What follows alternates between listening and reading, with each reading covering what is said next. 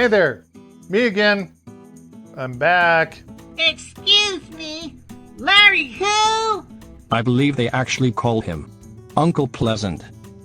Sorry for the delay between the last two videos and this one. Those other two were kind of rushed out the door because I was starting a new job with another software development company the following week. So I just wanted to get something out there. So they were unpolished, just kind of shitty videos, but had to get something out because I had other projects in the works that people weren't aware of. So now they're out there, now you know. But yeah, I started another programming job with another software development company. And I think it's kind of funny that those dipshits in California that I was working for, the certified idiot owner of the business, was always trying to convince me that I'm really not all that smart, trying to convince me that I'm an idiot. But ever since then, I keep getting hired by other companies and the pay just keeps going up.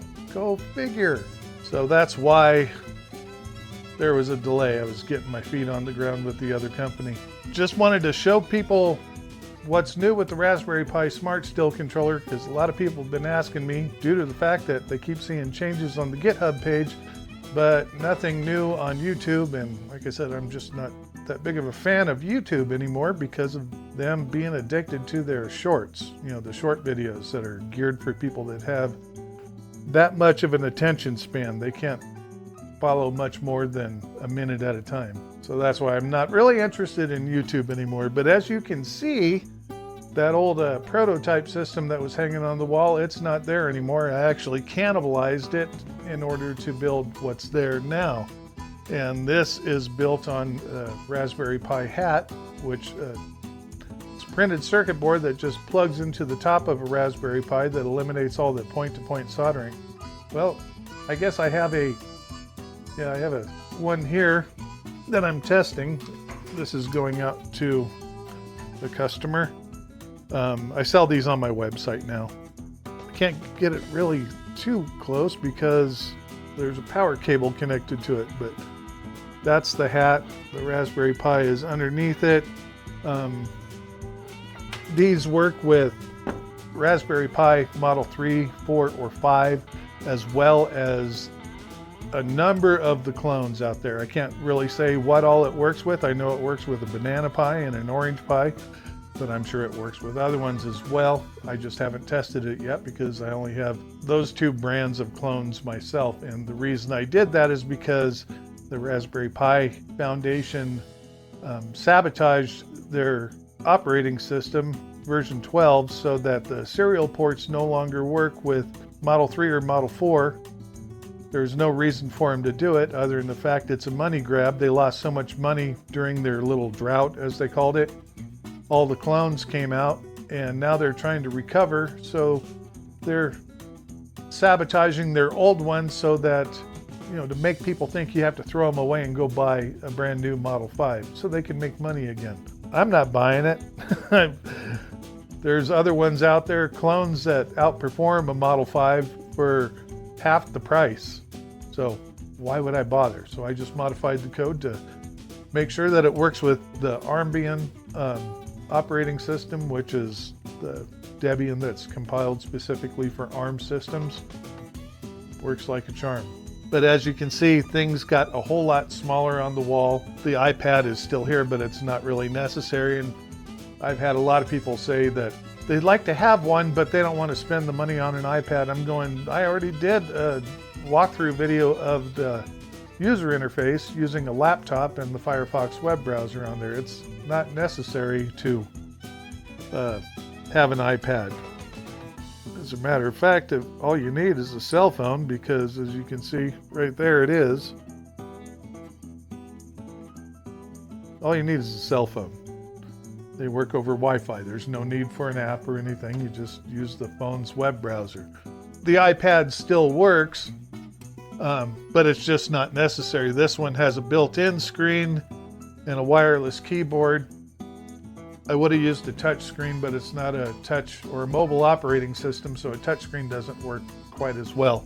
Touch screens on a mobile device are geared for people with fat fingers, and that is not so. But as you can see, it's a lot smaller.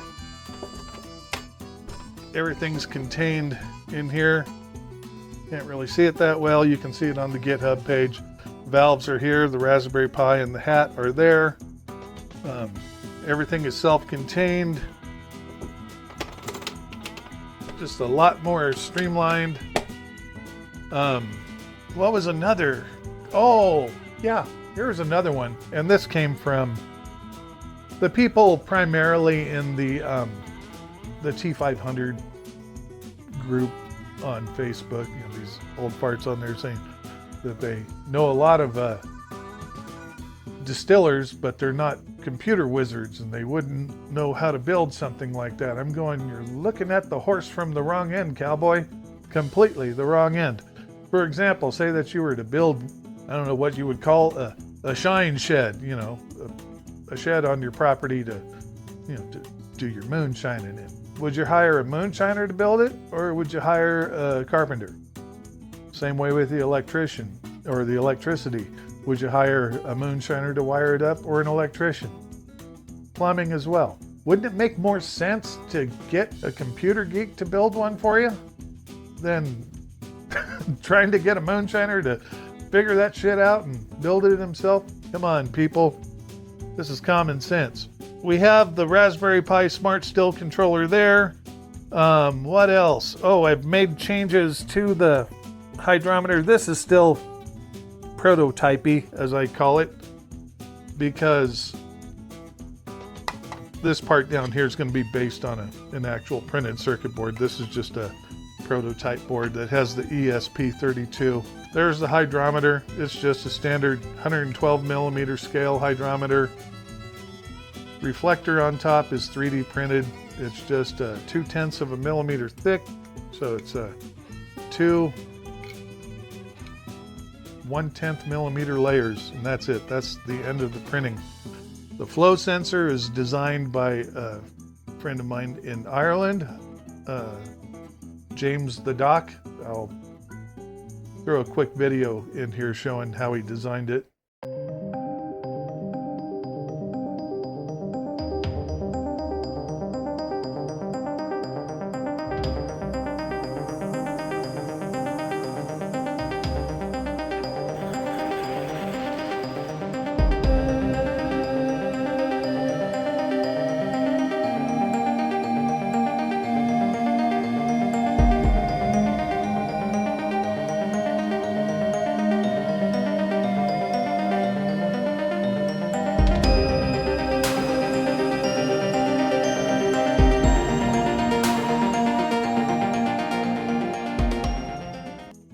And as you can see in the video, inside here there's two copper plates. Your distillate goes in there, and there's an overflow tube. There's a sleeve on it to regulate the output, so it doesn't just instantly fall out the bottom as soon as it goes in. It allows it to fill up. But the ethanol level in here on those copper plates, it's a capacitor. It tells this little thing how much ethanol is in there, which tells you how fast your flow rate is. And if you're using the programs in here to monitor flow rate, when you see that your flow rate drops to a certain level, it'll shut down your run. Same here. This is the part that connects to your output, your condenser. There's a temperature sensor in there. So if your distillate gets too hot, which is a common problem with those T500s, it will bump up the flow rate, the water cooling on the condenser. Let's see, that's about it. Oh yeah, and then you may have seen videos in the past on this. This uses LiDAR, laser type radar, to read the height of the hydrometer, so you can tell the Smart Still controller what your proof level is. Down there I have a Boilermaker that I covered in a previous video that controls the power and temperature of the boiler. It's all extremely streamlined now. And let's see what else. Oh, there's relays on there to control pumps now, just to prove that you can use the phone. Control relays. Activating auxiliary relay number 1. Yes, it still talks. Now I can Activating auxiliary relay number 1. see audio. The talking even comes out of your phone. slightly delayed. Let's see, calibrate valves. There it goes. Calibrating condenser valve. You can hear the valves running. Condenser valve. Might be able to see the LEDs on the board.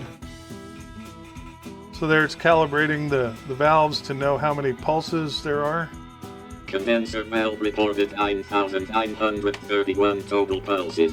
Each 1% movement equals 99 pulses. Calibrating Boilermaker valve. Got all kinds of robotic talking. Sounds like Stephen Hawking, doesn't it? But it's all extremely... Boilermaker valve recorded 10,433 total pulses. Each 1% movement equals 104 pulses. There you go. So it's all extremely streamlined now.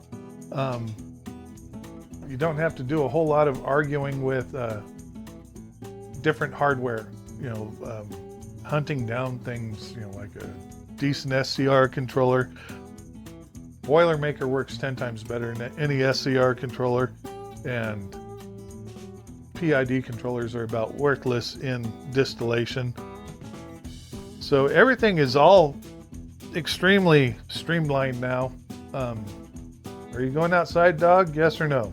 No? Pick a team and play already. But that's what I got so far. Just figured I'd do a quick little rundown of this, show everybody what's new. Check out the GitHub page and the wiki, because I've spent a lot of time on that, documenting things. I have not decided yet if I'm going to sell turnkey units, because there's just a lot of, these cases. I don't know if I'm going to be able to get those cases all the time. And I'd hate to put a price list together saying, well, here's what the case is going to cost, and include that in the price list, find out, oh, it's no longer available. I have to get a different case. It's more expensive. So haven't decided on that yet. It's possible I might, I just don't know yet. Haven't decided. But anybody can build them now. They're a lot easier to build than what they were before. I sell the hats. They're $100 plus shipping in the United States only. Sorry, can't ship out of the country. But anybody else is more than welcome to build them and sell them as well. That's why it's open source. But I'm going to wrap this up really quick. Just wanted to throw a quick video together without going completely overboard on time, just to show you. There it is. It's a lot easier to work with. It's more condensed, neater, cleaner. It's just an all-around better system, especially with the Boilermaker in there, maintaining the power and temperature on the boiler. So that's all I got for now. Catch you around next time. Have a good one. Bye.